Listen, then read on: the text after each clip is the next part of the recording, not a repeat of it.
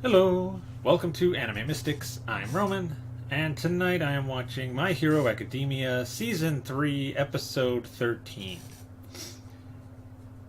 So last episode, um,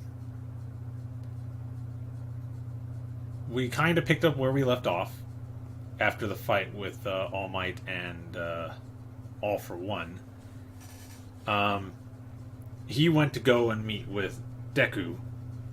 I sent him a text message to meet him, and they went to the beach where they were training in season one. Um,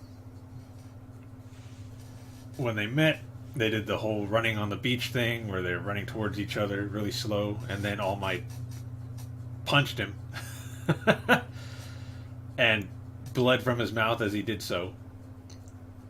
Um,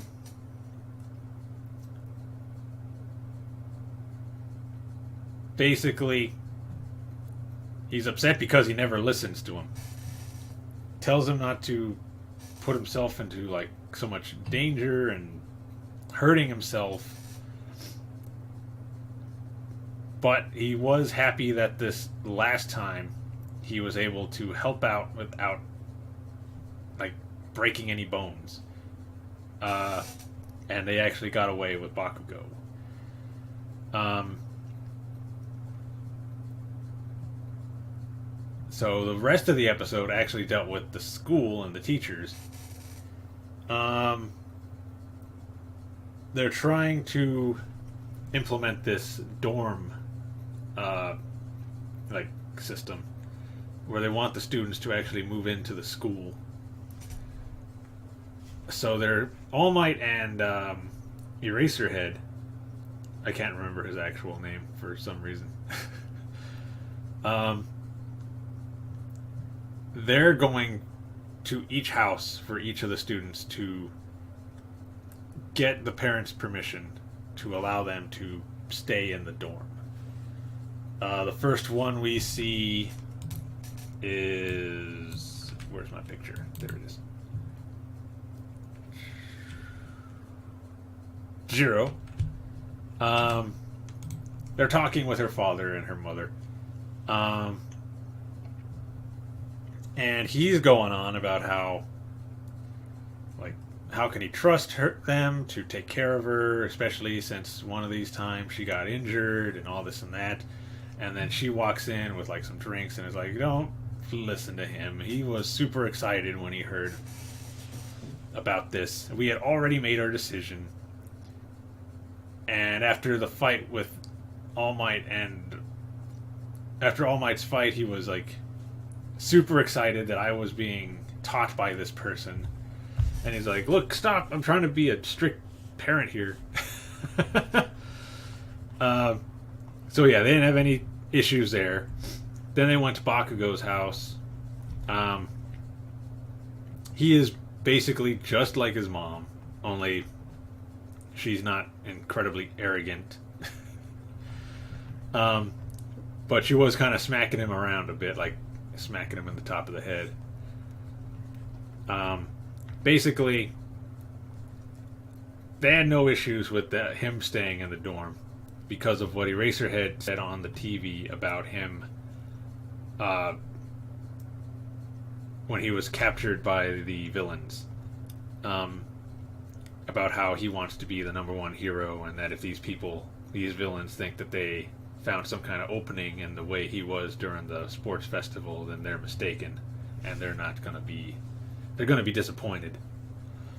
She basically figures that they understand him, and they would be the best ones to help him become a good hero, which is true.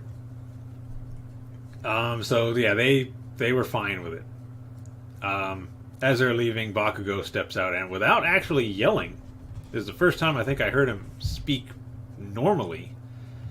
He asks All Might what Midoriya is to him, because he remembers Deku crying when All Might said, next it's your turn during the after the fight. And All Might basically just tells him he's one of my students and all this and that. You know, the typical answer that he would give. And Bakugo knows that that's not the case. But he's like, look, if you don't want to tell me, that's fine. So, you know, whatever. And he leaves. Goes back into the house.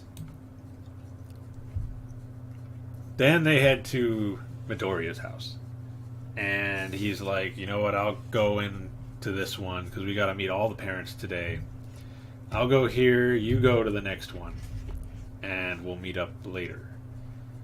So he goes to Midoriya's house, and his mother she did not want him to be in the dorm. Or really at that school. She was asking him, does it have to be this school? Because she's worried about him. Ever since he's gotten the quirk and has gone to this school, he has been in the hospital, like, all the time. And she even tells All Might, do you know about his arms? How if he injures them any more, then he might lose his ability to use them. And she's very against it. Then Midoriya runs to his room and grabs a letter he got from, I think his name's Kota, the kid that hated heroes and quirks, but then ended up sending him a letter thanking him for saving him. And he tells his mom, look, it doesn't have to be at UA. Because getting this letter from this boy has already made me a hero. So I can go anywhere. It doesn't have to be here. And that's when All Might basically gets on his knees and, like, not begging, he's like more apologizing and explaining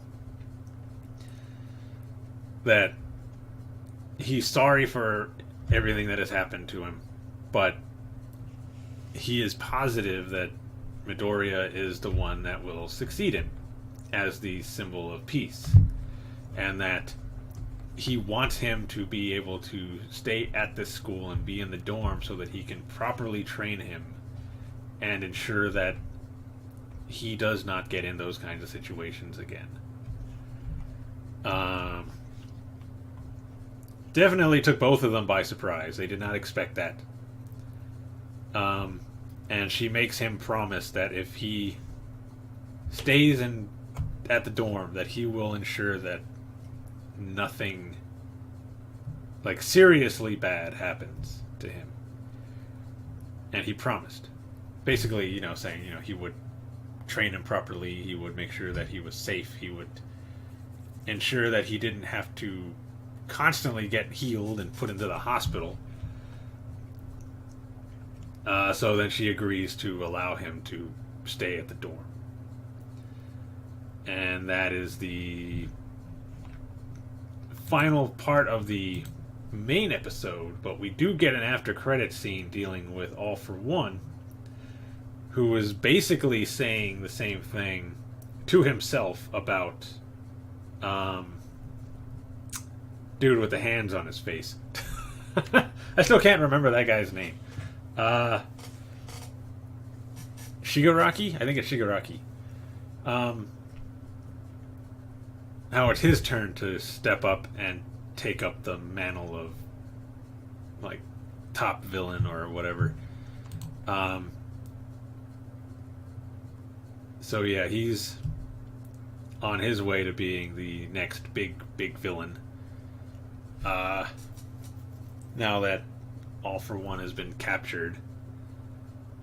But yeah, I don't know what we're going to do, if we're going to continue with the student visits and get them to, their parents to agree to let them go to the dorm, or what's going to happen, or if they're just going to move them into the dorm and skip everything else. So let's get into this episode and see. So the video is going to be located over here, and the link to the reaction is going to be in the description down below. And we're going to start this episode in 3, 2, One.